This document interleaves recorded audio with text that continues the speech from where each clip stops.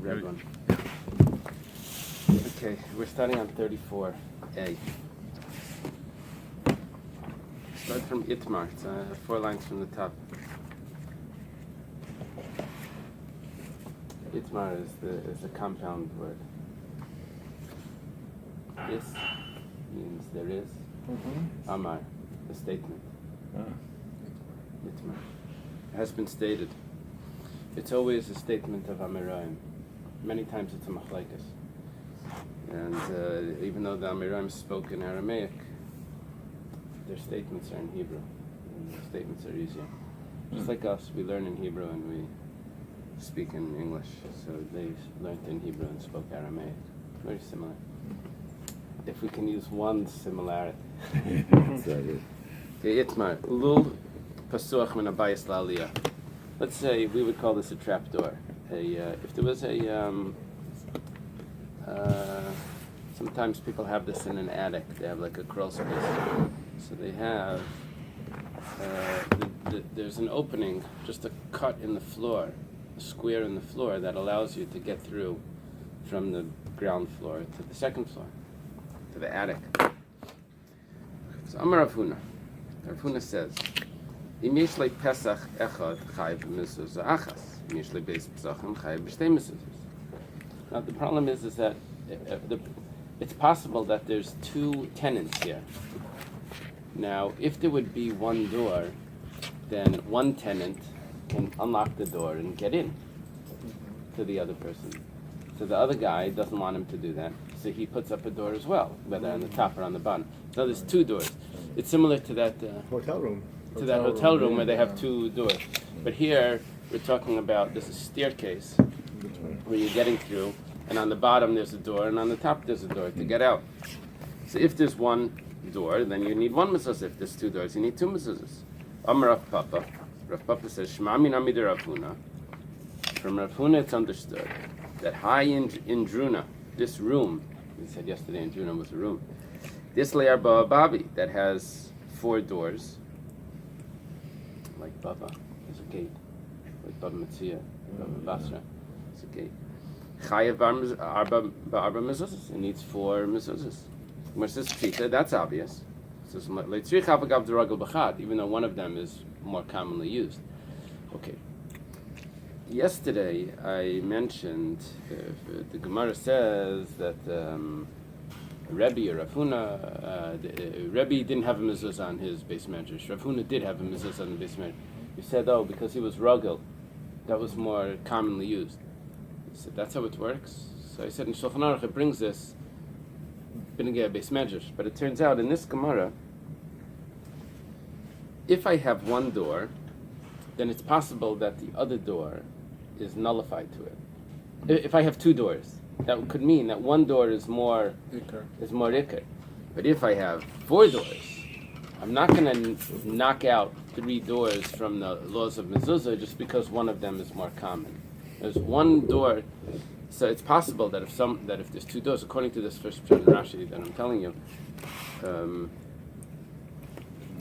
one can knock out another door, and knock out, I'm saying, like exempt it from a mezuzah because it's not commonly used, but it can't take out from exempt another 3 doors from a mezuzah. That's one pshat.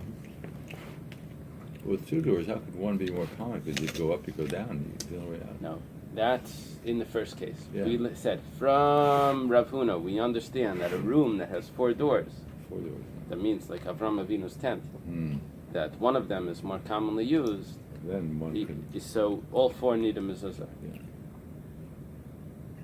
There's no knocking out. Right. Okay. You know, in the shul of Bel Harbor, the sanctuary, all the glass windows on the side are all doors. Only one of them is used. There's a front door that's used. The others aren't used. Maybe one is a fire exit that has a handle on it. The rest are all locked. But they all require a mezuzah. Let's say there were only 2. 1 and 1. One was used and one wasn't. According to the first pshat in Rashi, it would be exempt. Now we're saying that because they're used a little bit. Rashi has a second shot because they're used a little bit, so they are, or other people use it maybe. So it's chayiv b'mezuzah. Okay, Amar HaMeimar. HaMeimar says, Hai pischa de'akrona chayiv b'mezuzah. This doorway, this door that's in the corner needs a mezuzah. Amalei Rav Ashi LaMeimar v'ales leptzimen. But it doesn't have posts. Now, the picture here this doesn't have posts because if it would be a corner door, right? You follow that? So it has no post. So, but if it would be on an angle, the door, then that would be the post. So the Gemara says, Amalei adei ptzimen. Those are the posts. This is Rav Ashi. This is HaMeimar telling Rav Ashi. Rav Papa ikla lebei Mar Shmuel. Rav Papa went to the house of Mar Shmuel. Chazahu pischa d'le'av le'el apatz mechad mismala. He saw a doorway that only had a post on the left side, entering in. V'avid le mezuzah, and he put a mezuzah there. Amalei kaman, who do you go like? Rav Meir. You're holding like Rav Meir that you only need one post. Eimadam Rav Meir miyamin. Maybe Rav Meir only said that on the right side. Mismal miyamar. If you only have one post on the left side, there's no mezuzah. What does it mean there's only a post on the left side? So,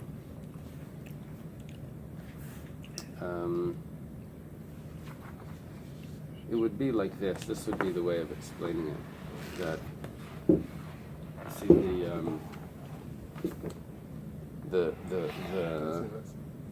the wall on the right side goes. There's no post there. That's just a straight wall that could continue, right? But there is an entranceway. Now the entranceway has a post on the left, but there's no significance to that entranceway on the right, because it's just the flat, just the straight wall. So that wouldn't require a mezuzah.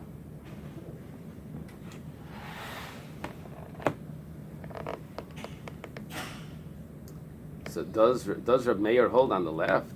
The Gemara says, "Ma'hi." What are you talking about? Where do you get this whole story right? Reb Meir, all of these things. The Tanya was taught in the Bais. It says that you should write it on the mezuzahs on the doorposts of your house, beisecha, of your house, and on your gates. What is beisecha?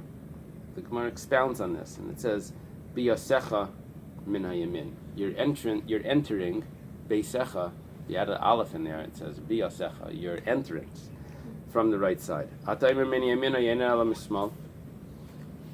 You're saying from the right, maybe it's from the left. Tamalim beisecha. It says your house. My Talmudah, how do you see that? How do you learn that out? Just because it says your house. Amarabba, derech biyasecha min hayamin. Your way of entrance is from the right. The chiyakar neshkari di yamina akar. Because when a person lifts up his foot, he lifts up his right foot first. Now that's talking about a righty in his feet. I think some people are righties in their hands and lefties in their feet or whatever. I was at a chalitza once. And the rabbi from Montreal was visiting. He was doing it. It was here in Miami. If I'm not mistaken, it was Rabbi Brin's wife. You remember that? Mm-hmm. It was in yeshiva.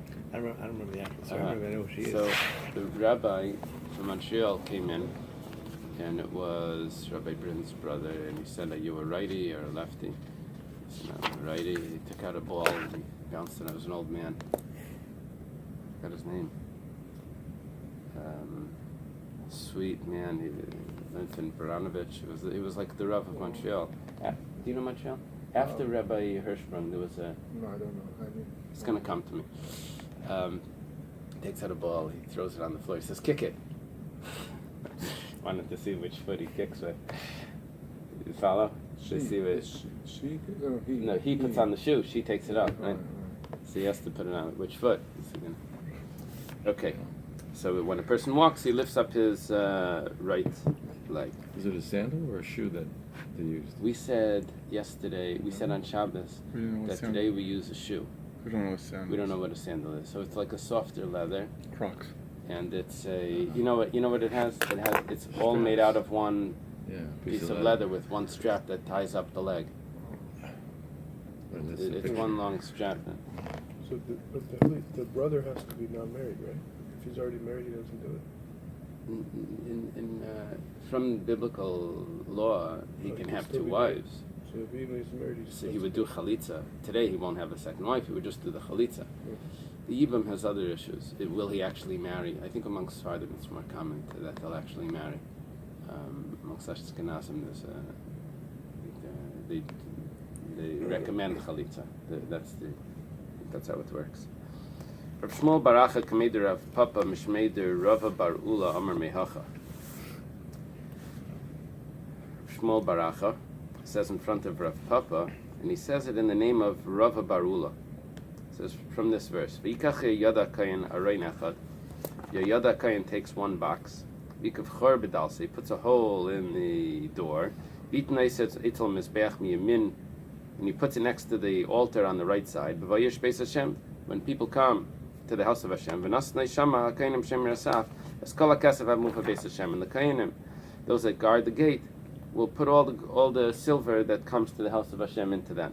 And it says that it was put on the right. Why? Because on the right, that's the way people walk. They learn it from this pasuk in Menachem.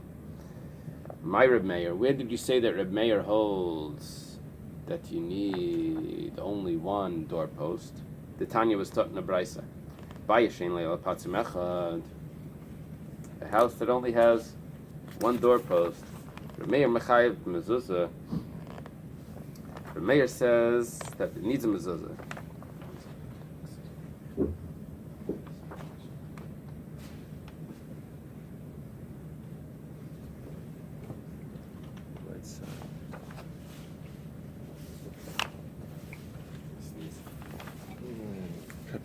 Pause. You sneeze. Yeah.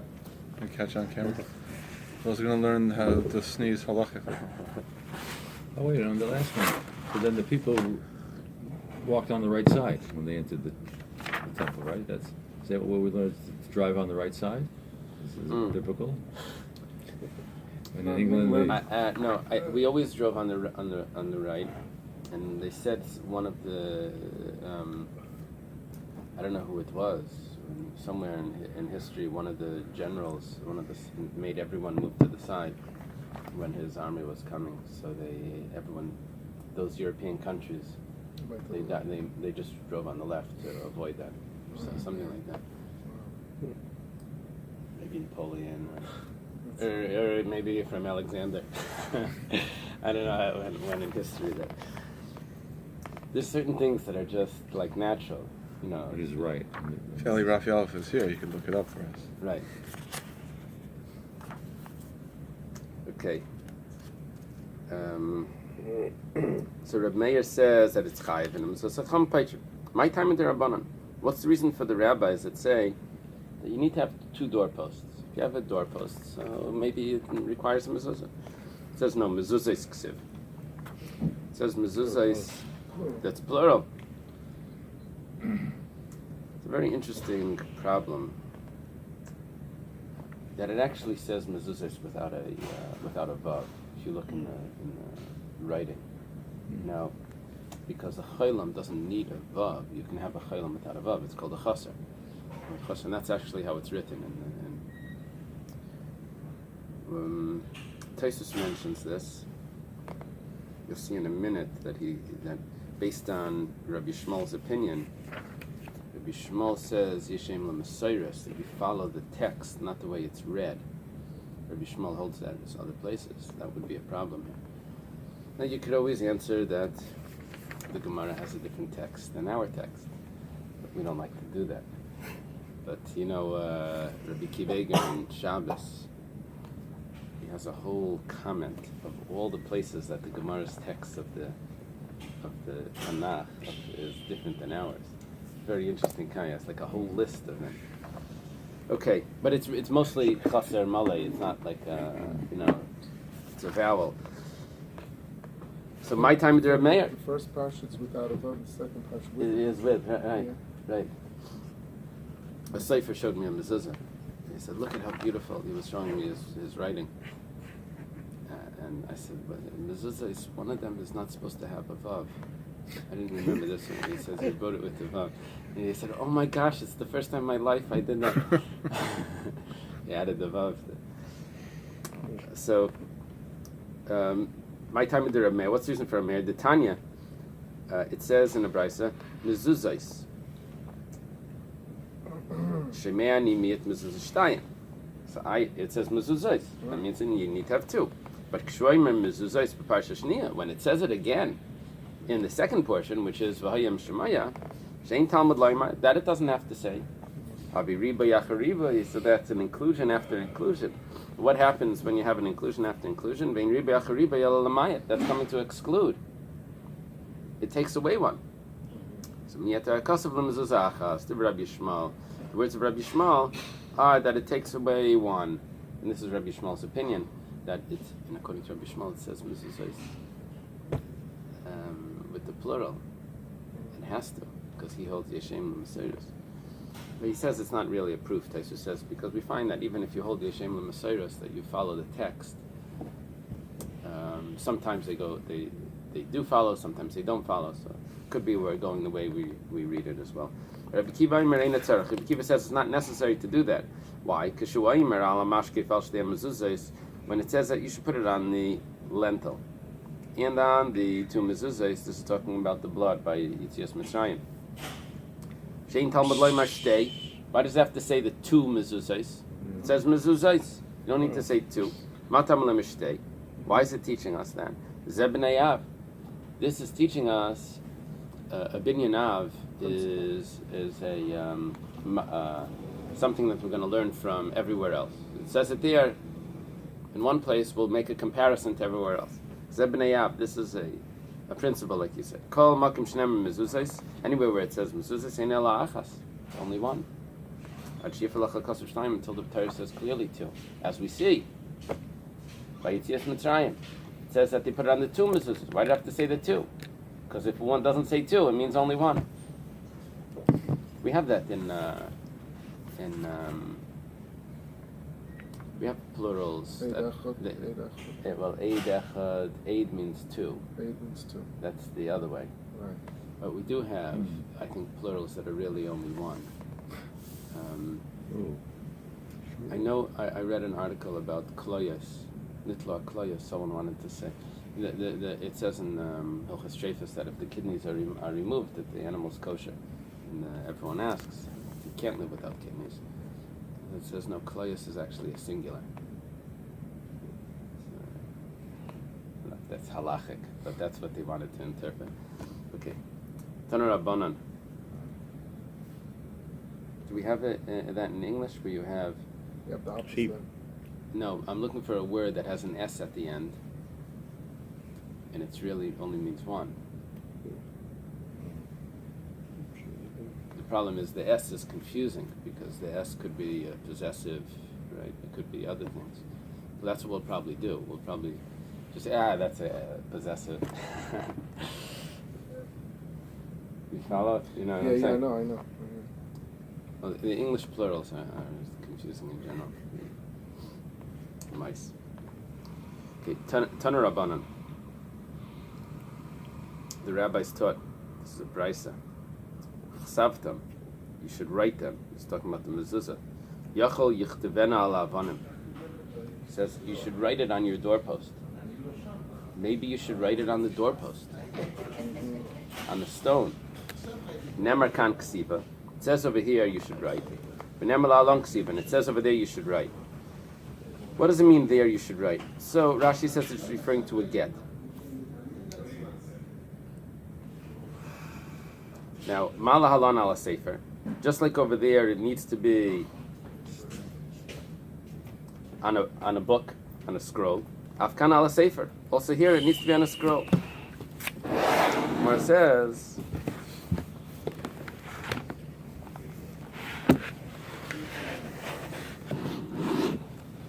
Taisus is bothered by what Rashi just said, because a get does not need to be on a scroll. You can write a get on on anything, as long as it doesn't need to be cut before you give it. You can't be missing a certain action. As if you write it on the horn of an animal or something, it has to be removed first. You can't have to cut it after you wrote. but it doesn't need to be. You could write it on a leaf. Or The grapes. What is the sea grapes? Those nice big leaves. Grapes. yeah. So, whatever the case is. So maybe go a different path. Go away from this path. Nemer kan ksiva. It says over here you should write it. Nemer la along ksiva. And it says over there you should write it. What's over there you should write it? When Moshe comes into right before they come into Eretz Yisrael, Moshe says they should write it on the stones. Ma'ala alon alavonim. Just like over there it was on stones. Afkan alavonim. Also here it should be on the stone, on the wall itself. So let's see which is more comparable. We have two options. Donin ksiva hanehegas l'daris and ksiva hanehegas l'daris. Let's do something that's relevant for all generations. And ve'in donin ksiva hanehegas l'daris and ksiva shein hanehegas l'daris. And let's not learn from something that was just a one-time call. So k'maish nemar lahalan, like it says over there. Now we're talking about the ink. That another proof. Vayirmelem Baruch. Baruch said, this is the scribe of Yirmiyahu, was Baruch ben Neriah. Mipiv yikar Eily sadvarim eila, from his mouth. He read to me these things. Vani kaisev ala sefer b'diyai, and I write it. Or he called to me these things, and I write it in the book with ink. Now, what that's saying, this tells me that it needs to be written with the ink on parchment, or on paper. What did they have back then? Papyrus, reeds or something. Amalei Rav Achabrei the Rav or Rav Ashi. Rav Achabrei the Rav, we had him talking to Rav Ashi earlier, right? No, that was a Meimar in Rav Ashi. Okay. Rachmana Amar, he has a good question. Rachmana Amar al mezuzos. I can imagine someone asking this today. The Torah says you should write it on your doorpost. Vat Amar Neilef Ksiva Ksiva, and you give me this rabbinic interpretation that it says you should write it on write it on a scroll. It says put it on the doorpost. Read it literally. Yeah. So Amar Kra. No, it sounds like you should put two mezuzahs, one on each doorpost. That's what it sounds like. We that's said where I thought you were going. no. We said that mezuzah is only one, right? It's a Right. plural. That's really a singular. So Amakra uchsavtam ksivatama, that you have to write it perfectly. V'hadar al mezuzah, and then you put it on the doorpost. So first you write it, and what this means is that you can't write it properly, perfectly on stone. So it has to be written first on a parchment. Then you can place it on the stone and it's written perfectly. The Shomronim, they really literally write it on stones. Oh, really? Yeah. So interesting. I saw a video on YouTube, and it's amazing how... Wow. Is it carved or is it written in No, ink? carved. Oh, it's carved. Because Carved. now that you're going to see in a minute. It's carved. The Gemara asks, so if you're learning it from because it says you should write it perfectly, so why do you have to tell me ksiva, it says here ksiva, it says there ksiva, or just like over there it's on parchment by the get, also to here it's on... Taisus wants to learn that it's not a get, it's just a Sefer Torah, because the get doesn't need to be on parchment. Over there it says you should write it.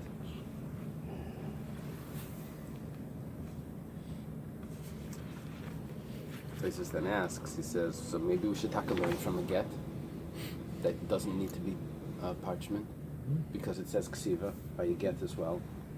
If we're not learning from a get, Rashi said we're learning from a get. Taisus is bothered by that. He says maybe we're learning from a Sefer Torah that needs to be parchment. The mezuzah needs to be. He says, but why don't we learn from a get? We have that option. So Taisus says that a get, Sefer Torah is more significant because, first of all, they're for all generations. Well, a get is also for all generations. But a Sefer Torah is also a mitzvah. And a mezuzah is a mitzvah. A get is mitzvah too. Yeah, Only in certain very scenarios. Good. Very Only good. what? Only for certain It's a scenarios. different type of Oh. mitzvah. It's a different type of mitzvah. Get and mezuzah and Torah are mitzvah for everybody. It's a very good question, though. Excellent. You're in the wrong seat for such a good question. Hopefully, soon they're all going to be good seeds. Okay, so You're on the good seed. If you So why do I need the Gzer Shava? I know it says Ksiva Tama. The Gemara says Yilav Gzer Shava. If you didn't have that extra limud of Ksiva, it says writing here by Mezuzah, it says writing by the Sefer Torah, according to Taisvus. Havamina lichtva a'avna v'likva seifa. That you should write it on the stone. That means you should engrave it on the stone because you can't write it on the stone properly. I would have thought could engrave it on the stone, and that would be good enough. So Kamash Malan, that no, first you write it and then you place it on the stone.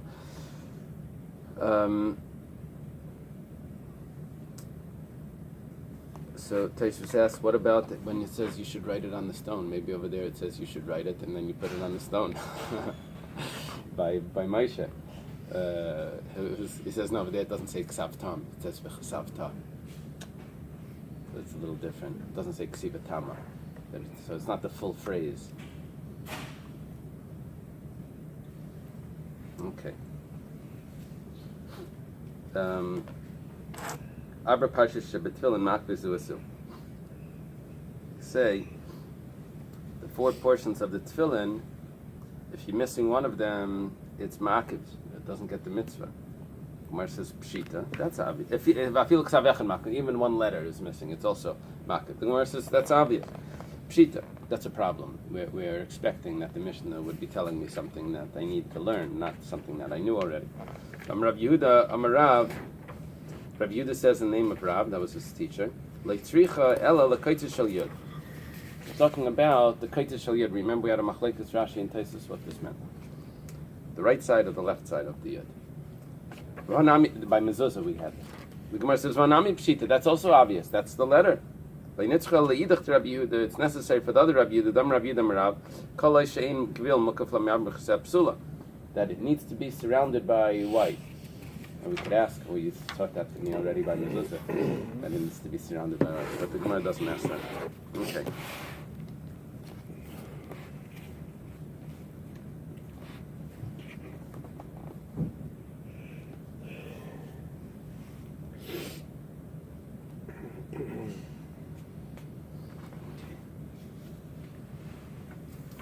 Now says it means that that what we just learned is that the letter shouldn't be touching. My first tefillin, so the sefer that wrote it, he left the spaces too big in between the letters, and more mahudar to have the letters very close with just the here space in between. So when I had them checked, the sefer added into each one a little dot. When I had them checked afterwards, the next cipher said the old cipher that tried to fix your tefillin made them puzzle because he made them connect. So Forgive him, Rabbi. yeah, okay. Don't tell us. Everyone try. Everyone try. Okay. But don't they scratch it off when they connect? Yeah, you can scratch. You can because the letter was there. So then he tells me he fixed it. He fixed it back. Which one tells you? I don't know. Whenever you don't do it yourself, you don't know really what's going on. Okay. You know what happened? Then they said, okay. I said, thank you. I wore the tefillin after that. Then I told you, then there was a hole in one of the letters. That was afterwards. I don't know where it all took place, when the whole... The end Then they result. told me The it was end good. result's a pretty good product. So The end result was that I bought another pair of tefillin after I got married. And the end result of you was a good that's- product. It's okay. You have to get married. Taner Rabbanan. It's all working. Okay, this Gemara here is a very classic Gemara. It's very relevant. A lot of interesting things. Rashi brings some of this in Chumash. Taner Rabbanan, the rabbis taught in the Bais. It says l'taitafais. Notice that there's no vav in there. So it says it 3 times. It says l'taitafais in Shema. It says l'taitafais in Vayim Shemaya. Then it says l'taitafais again in V'hayaki v'yacha. Which one has the plural? That's in the V'hayim Shemaya one has the plural. Shema and V'hayaki v'yacha are not plural. Okay. So Harikan Dalet. You have 4. Why? Because you have 1 plus 1 plus 2. Because one of them is plural. Taitafais. Anyone know what taitafais means? Divrei Rabbi. I'm sorry, Divrei Rabbi Yishmael. This is the words of Rabbi Yishmael. Rabbi Kiva says, Ein it tzarech. You don't need that to say that it says it 4 times, and that's why we have 4 portions. Tat bekaspi ishtayim. In the Caspian language, it's tat. The word tat means 2. And pas b'Afriki ishtayim. And pas in African is 2. So you have 2 plus 2. Taisus mentions 2 plus 2. You have Is he 4. implying that the Torah was written in African? So then the Taisus asked that maybe we shouldn't have 12 because it says it 3 times. So 4. Well, what it means is that the Torah uses terms that aren't strictly Hebrew. If people use those... It was this African language when the Torah was given? Absolutely yes. Absolutely yes. this כתוב התורה morning- ניתנה בכל הלשונות. The Torah been given in all the Right. languages. So Sometimes you find even Persian or Greek or Ashkenaz, the Rashi brings.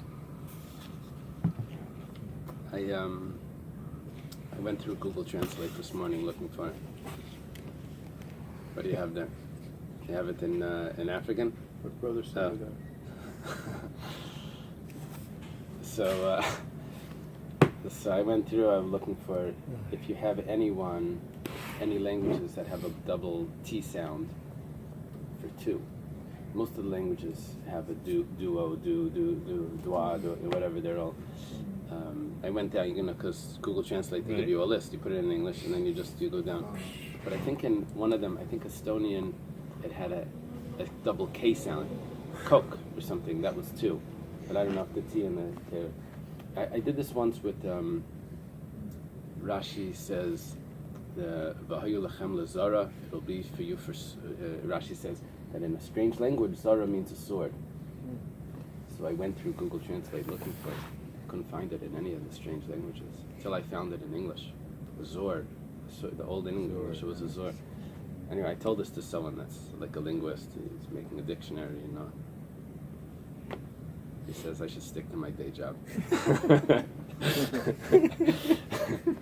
Okay, anyway. Taner Rabbanan. Yachal yichtveim al daled eiros. Okay, you have 4 parshas. Maybe you should write them on 4 parchments. V'yinichem medaled batim. And you should put them in 4 compartments. By the way, we do that. However, bedaled eiros, but each of the 4 compartments should be made out of 4 different skins. So Talmud Leimer Zikaron Beninecha. Zikaron Echad Amarti Lach B'lei Bais V'Gimel Zechreinas. I said 1 remembrance. There should be for a remembrance, not 2 or 3. Ha Ketzad. So how do you do that? Kaisvan al